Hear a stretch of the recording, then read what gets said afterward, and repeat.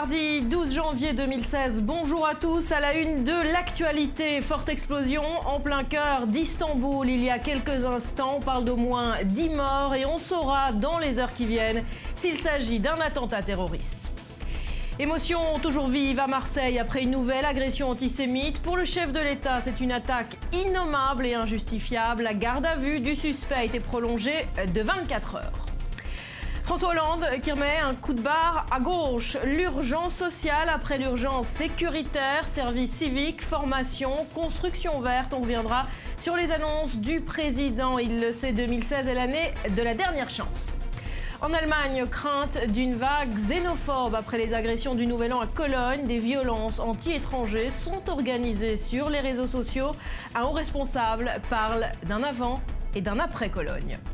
Et puis le chiffre du jour, $100 le kilo de farine. C'est le prix affiché en ce moment en Syrie. Les populations assiégées sont obligées de se nourrir de feuilles et d'herbes.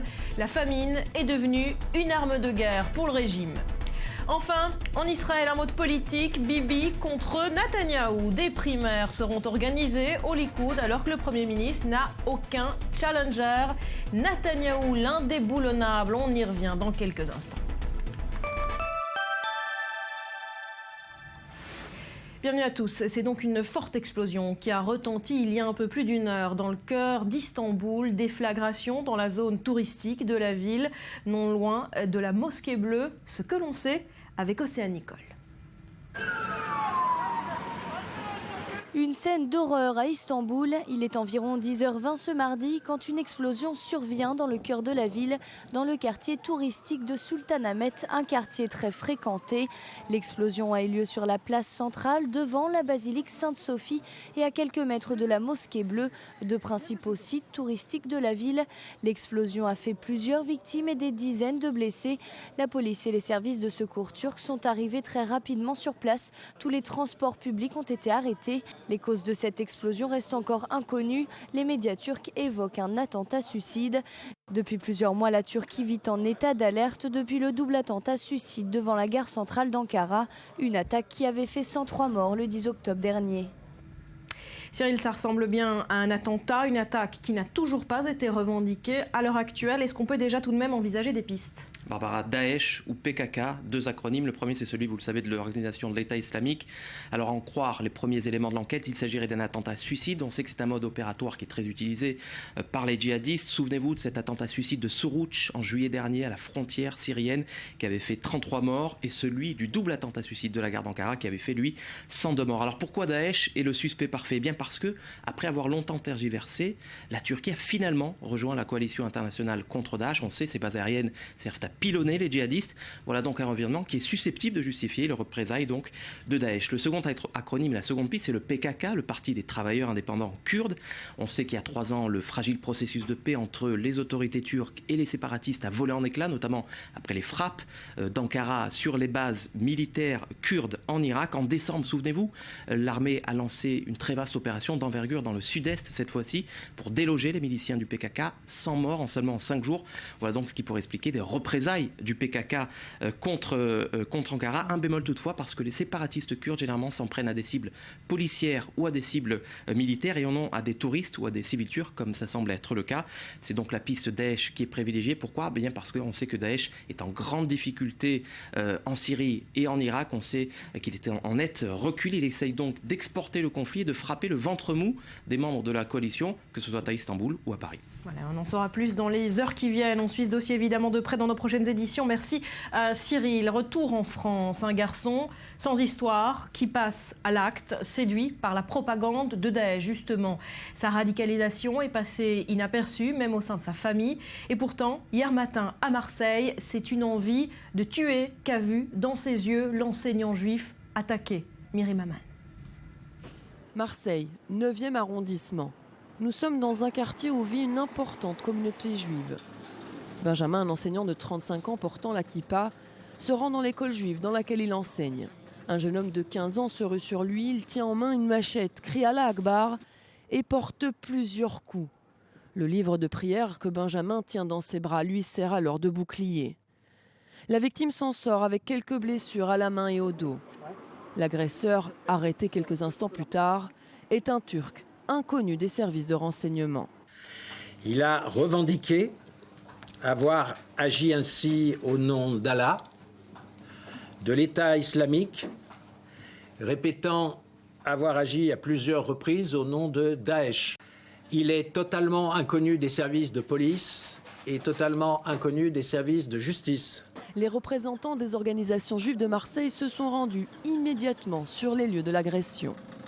Ce n'est pas un jeune homme dérangé, ce n'est pas un jeune homme handicapé, c'est un jeune homme qui est un bon élève, est un bon élément et qui ce matin, pour quelle raison, sort avec une machette pour venir frapper on ne sait qui. Du côté des politiques, le gouvernement a dénoncé en bloc une agression abjecte. Cette agression dont le caractère antisémite est avéré nous révulse tous. Et elle démontre encore une fois l'état aussi de notre société.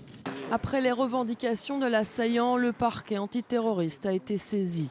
Une enquête pour tentative d'assassinat et apologie du terrorisme a été ouverte. Et quelques heures après l'agression, François Hollande a tenu à apporter tout son soutien à la victime et à ses proches. Le président de la République a qualifié ces actes d'innommables et d'injustifiables. Un enseignant juif a été attaqué sauvagement. Il y a eu aussi un musulman qui a été agressé. Nous devons être d'une terrible, impitoyable même réaction, parce que c'est l'ensemble de la communauté nationale qui est concernée. Voilà, et l'info de la matinée à retenir, c'est que la garde à vue du suspect a été prolongée de 24 heures ce mardi.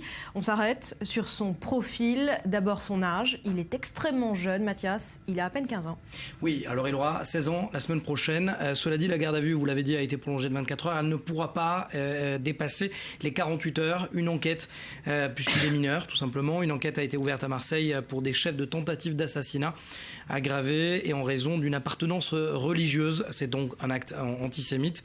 Pour apologie du terrorisme, le parquet antiterroriste de Paris a également été saisi de l'affaire. Alors, autre élément inquiétant, Mathias, c'est que ce jeune garçon s'est radicalisé tout seul sur Internet. Tout seul, très vite, et il dit agir d'ailleurs au nom d'Allah et au nom de l'État islamique. Ce sont des propos d'ailleurs déjà entendus par des personnes arrêtées et fichées, radicalisées pour djihadisme. Il a répété avoir agi à plusieurs reprises au nom de Daesh, donc de l'État islamique. Ce qui ressort des premiers interrogatoires, c'est déjà qu'il regrette ne pas avoir tué sa victime, cet enseignant juif, et il a avoué aux policiers vouloir également s'en prendre aux forces de sécurité. Enfin, il est passé sous le radar de tous, de sa famille, des autorités. Il n'a jamais été fiché S, par exemple. De sa famille, des autorités, de son lycée, bref, de tout le monde, de nationalité turque. Cela ne signifie rien. Et d'origine kurde, il n'a pas d'antécédent judiciaire ni psychiatrique. Cet adolescent, finalement, n'était pas dans les radars des services de renseignement. Vous l'avez dit, il n'était pas fichier S. Il n'avait pas d'antécédent. Et surtout, ses professeurs se disent également surpris parce qu'il vivait dans un milieu paisible et surtout avait de bonnes notes.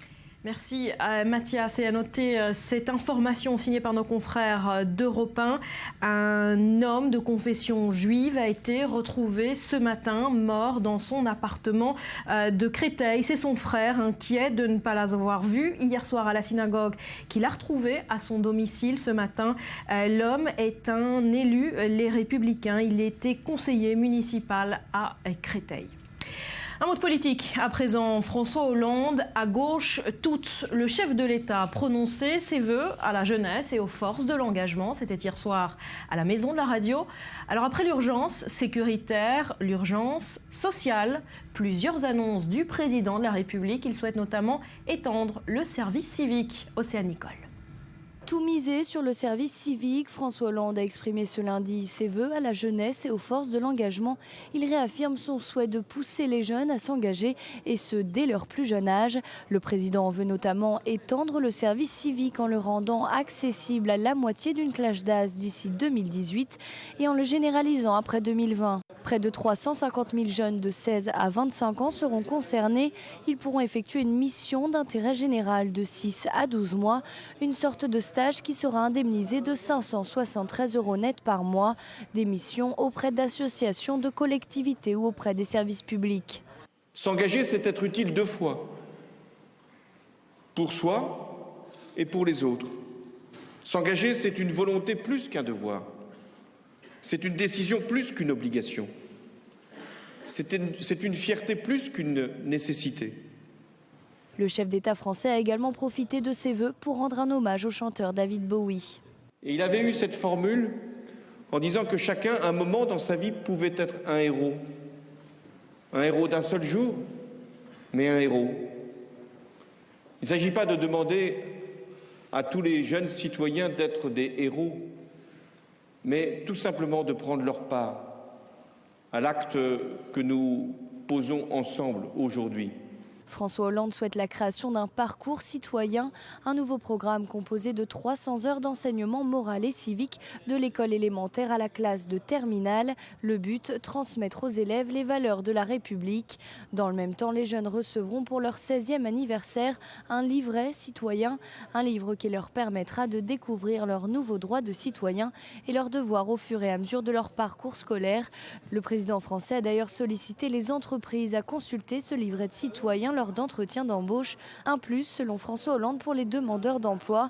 Des résolutions qui ont un coût. Le budget passera de 300 millions d'euros aujourd'hui à plus d'1 milliard en 2018. Et François Hollande le sait, 2016 est sans doute l'année de la dernière chance. Son vocabulaire était socialiste au possible. Hier, Rudy, est-ce qu'on peut dire que le président remet un coup de barre à gauche ? En tout cas, après une année 2015 marquée par le sécuritaire, le régalien, l'état d'urgence et surtout une politique économique social-démocrate, eh bien, effectivement, François Hollande n'avait pas le choix. Il devait hier mettre un grand coup de barre à gauche et c'est ce qu'il va faire tout au long du mois pour ses vœux. Déjà parce qu'il est pressé par cet appel paru hier matin dans Libé et puis aussi parce que la base qui l'a porté au pouvoir en 2012, eh bien, elle est totalement en désaccord avec sa politique actuelle. Alors, c'est pour cela que ces vœux dans ce mois, et puis ce qui s'est passé hier aussi, vont se recentrer sur les thèmes purement de gauche. La jeunesse, on l'a vu hier, l'engagement citoyen, l'humain en opposition avec le marché et surtout évidemment l'emploi. Alors hier devant la jeunesse, Hollande a parlé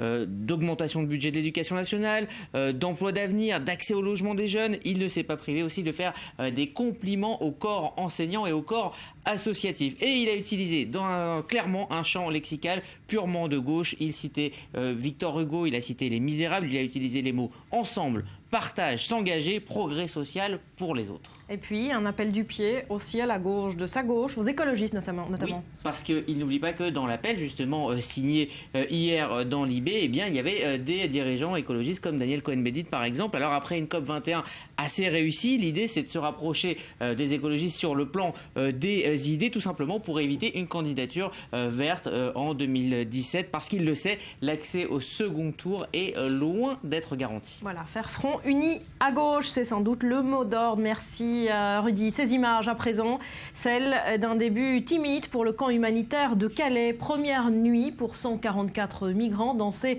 conteneurs que vous voyez au milieu du bidonville de la Jungle. Ce camp devrait accueillir 1500 réfugiés en tout. Une ouverture donc progressive. Les autres migrants sont attendus dans les jours qui viennent. Il est 12h14 dans quelques secondes à Tel Aviv. Merci d'être avec nous sur I24. L'essentiel de l'actu avec vous, Éléonore. Oui, à commencer par cette explosion survenue ce matin à Istanbul. On parle de 10 morts et d'au moins une quinzaine de blessés. Ça s'est passé près de la mosquée bleue et de la basilique Sainte-Sophie, une zone extrêmement touristique. La piste d'un attentat suicide est à cette heure privilégiée. Et puis en Syrie, 400 civils devraient être évacués d'urgence de Madaya, cette ville assiégée par le régime syrien depuis maintenant 6 mois. Hier, la Croix-Rouge a pu acheminer des vivres à l'intérieur de cette zone où la famine décime la population. On dispose à présent des premières images de l'arrestation d'El Chapo. Le processus d'extradition vers les États-Unis de ce trafiquant de drogue mexicain prendra au moins 1 an, voire beaucoup plus, si ses avocats utilisent tous les recours légaux. C'est ce qu'ont révélé les autorités hier. Merci Éléonore. On jette tout de suite un coup d'œil au temps qu'il fait ce mardi.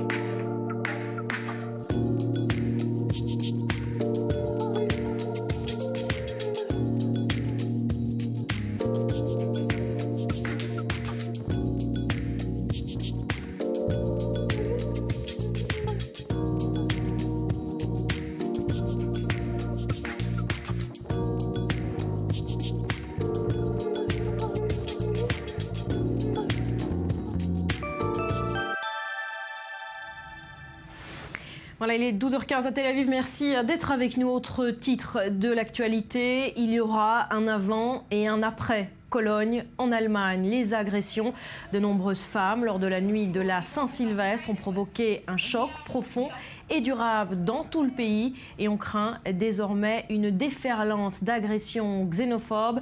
Sur ces images, une manifestation du mouvement d'extrême droite Pegida. Les explications de Lise Barenbaum.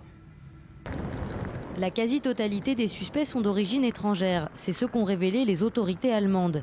14 des 19 suspects identifiés à ce jour sont originaires du Maroc et d'Algérie.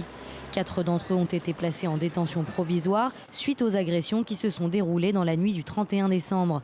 Pour le ministre de la Justice, ces violences seraient vraisemblablement coordonnées et planifiées. Quand une telle horde se rassemble pour enfreindre la loi, cela paraît sous une forme ou une autre planifiée. Personne ne me fera croire que cela n'a pas été coordonné ou préparé. S'agissant du déroulement de la soirée, ce sont près d'1 millier d'hommes d'origine arabe et d'Afrique du Nord qui se seraient rassemblés la nuit de la Saint-Sylvestre devant la gare de Cologne. Selon la police, des heurts éclatent, des agressions notamment sexuelles sont commises avant que la place ne soit évacuée. La foule s'y rassemble de nouveau et de nouvelles violences sont perpétrées. Face à ces révélations, Angela Merkel promet la plus grande fermeté. Le droit à un titre de séjour à une procédure de demande d'asile peut être perdu quand des condamnations ont été prononcées, qu'il s'agisse de sursis ou d'emprisonnement. C'est dans l'intérêt des Allemands, mais aussi dans celui de la grande majorité des réfugiés qui sont arrivés chez nous. Et c'est très important. À ce stade de l'enquête, rien n'établit la culpabilité des réfugiés, mais les événements de Cologne instillent la méfiance dans l'opinion publique. Dans la nuit de dimanche à lundi, 6 Pakistanais et 1 Syrien ont ainsi été violemment agressés par des inconnus. Les 2 Pakistanais ont été hospitalisés. Les violences anti-étrangers ont été organisées sur les réseaux sociaux. L'extrême droite a appelé à participer à des soi-disant promenades dans le centre-ville de Cologne via des groupes spécifiques sur Facebook. Hier, le mouvement d'extrême droite Legida, filière locale de Pegida, a mobilisé des milliers de personnes à Leipzig, en Allemagne, pour protester contre l'arrivée des étrangers. Une manifestation qui arrive après un premier rassemblement de la mouvance Pegida à Cologne ce samedi. À Leipzig, sur les pancartes, des slogans extrémistes, islam égale terreur ou encore les réfugiés ne sont pas les bienvenus. Ces réfugiés musulmans ont commencé un attentat terroriste généralisé. Un attentat contre des femmes allemandes, contre des femmes blondes et blanches. De nombreux slogans visaient aussi la chancelière allemande, appelée à quitter ses fonctions sur le champ. Voilà, et c'est sans doute la phrase du jour. En Allemagne, il y aura un avant et un après Cologne. Lise Barenbaum. Oui, en tout cas, c'est ce qu'a déclaré le vice-président du CDU, le parti d'Angela Merkel. Le climat de confiance est véritablement rompu en Allemagne. L'hebdomadaire Der Spiegel a titré ce week-end avec une phrase choc. Le pays est sur le point de basculer après ces agressions sexuelles. Et face à cet émoi, Angela Merkel va durcir le régime d'expulsion des demandeurs d'asile et des réfugiés qui sont condamnés par la justice pour décourager les potentiels entrants. Son ministre de l'Intérieur, Thomas de Maizière, lui, veut renforcer la présence policière dans la rue et accroître la vidéosurveillance, même si pour le moment, le gouvernement allemand ne veut pas fermer les frontières ou limiter arbitrairement le nombre de migrants autorisés à entrer. On écoute Angela Merkel. Nous devons aussi sans cesse évoquer les fondements culturels de notre vie en commun en Allemagne. Et il est juste que les citoyens attendent que ces mots soient suivis d'actes. Nous devons sans cesse examiner si tout ce qui est nécessaire a été fait en matière de modalités d'expulsion, pour envoyer un signe clair à tous ceux qui ne veulent pas respecter nos règles de droit.